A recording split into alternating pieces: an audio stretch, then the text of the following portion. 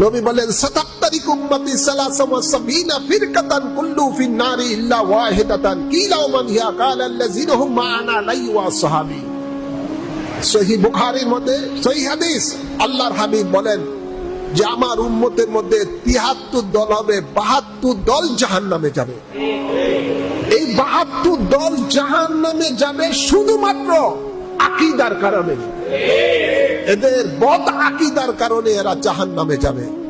এই ৭২ দল জাহান্নামী ফেরকা জাহান্নামে যাবে শুধুমাত্র রাসূলে পাকের শানে বিরোধিতা করার কারণে, রাসূলে পাকের সাথে বেয়াদবি করার কারণে, আমলের কারণে নয়, ঈমানের কারণে, বেঈমানের কারণে যাবে। তারা বেঈমানদারিত্বের কারণে যাবে।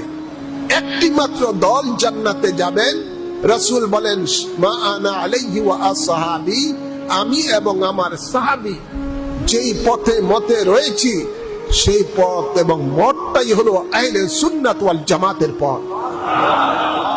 এই পথের মধ্যে যারা থাকবেন তারাই হলো জান্নাতি।